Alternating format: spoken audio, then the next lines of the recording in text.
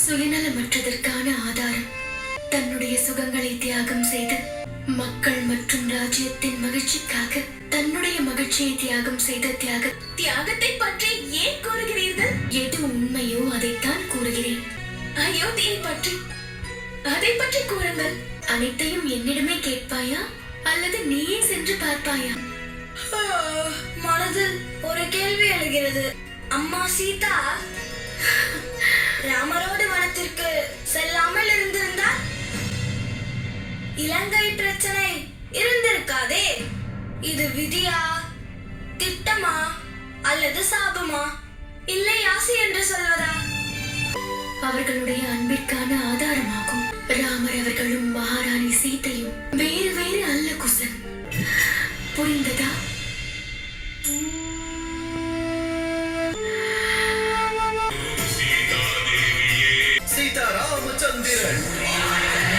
உங்களை பார்க்கும் பொழுதெல்லாம் எப்பொழுதும் நான் ஒரு மனிதனின் வாழ்க்கையில் குடும்பம் எவ்வளவு முக்கியமானது என்று, குடும்பம் இருந்தும் அவனை தனிமைப்படுத்தி விடுகிறது.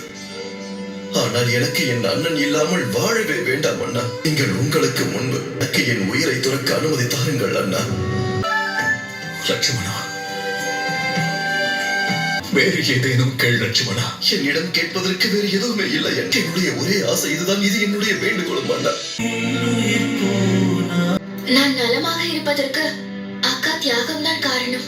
அவர்கள் துயரத்தை மறந்துவிடக் கூடாது. வனவாசத்தில் அவர்கள் அணிந்திருந்த உடையை நான் என் பூஜை அறையில் வைத்து அதற்கு பூஜை செய்ய விரும்புகிறேன். தயவு செய்து அந்த உடையை தாருங்கள். உன் ஆசை நிச்சயம் நிறைவேறும்.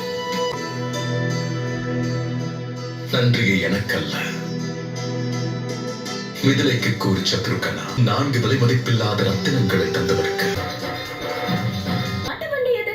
உனக்குத்தான். எங்கள் ராஜகுமாரர்களை எவ்வாறு சில விட்டு விடுவோமா என்ன?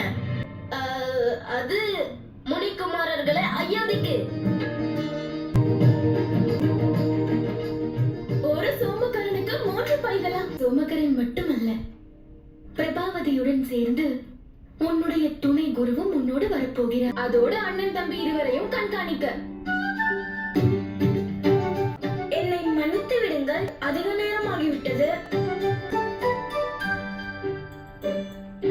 இந்த புதுவில் யாருக்காக? சோமகரனுக்கு. எனக்கா?